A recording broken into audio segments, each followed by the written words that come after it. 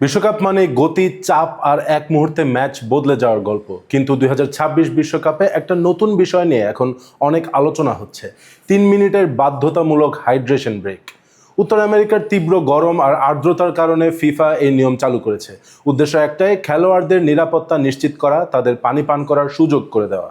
শুনতে একদম যৌক্তিক, তাই না? কিন্তু মাঠের ভেতরের গল্পটা একটু আলাদা। কারণ এই 3 মিনিটের বিরতি শুধু পানি খাওয়ার সময় নয়, এটা হয়ে যাচ্ছে ছোট একটা মিনি হাফ টাইম। খেলোয়াড়রা বসে, কোচরা চারপাশে জড়ো হয়ে নতুন কৌশল বোঝান, পুরো ম্যাচের পরিকল্পনায় আবার বদলে যায়। ফলে যেটা হয়, ম্যাচের যে গতি, যে চাপ, যে আক্রমণের ধার, সেটা হঠাৎ থেমে যায়। অনেক বিশ্লেষকের মতে এই বিরতির পর ম্যাচের মোমেন্টাম পুরোপুরি বদলে যাচ্ছে। উদাহরণও দেখা যাচ্ছে কয়েকটা ম্যাচে। কোথাও একদল পুরো ম্যাচে আধিপত্য করছিল, কিন্তু হাইড্রেশন ব্রেকের পর হঠাৎ অন্য দল ম্যাচে ফিরে এসেছে। কোথাও আবার আক্রমণের ধার একদম উল্টে গেছে। মানে শুধু ফুটবল খেলাটা নয়, খেলার রিদমটাই বদলে যাচ্ছে। সমালোচকরা বলছেন, ফুটবলে এই ধরনের লম্বা বিরতি কোচদের অতিরিক্ত নিয়ন্ত্রণের সুযোগ দিচ্ছে।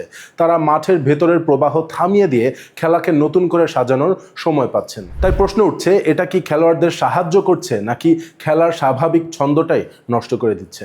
অন্যদিকে বাস্তবতাও আছে। তীব্র গরমে খেলোয়াড়দের শরীরের ঝুঁকি উপেক্ষা করা যায় না। তাদের বিশ্রাম আর পানি দরকার, এটা নিয়েও কোনো বিতর্ক নেই। তাই আসল বিতর্কটা এখানে না যে হাইড্রেশন ব্রেক দরকার কিনা। আসলে প্রশ্নটা হলো, এটা কি 3 মিনিট হওয়া উচিত নাকি আরো ছোট?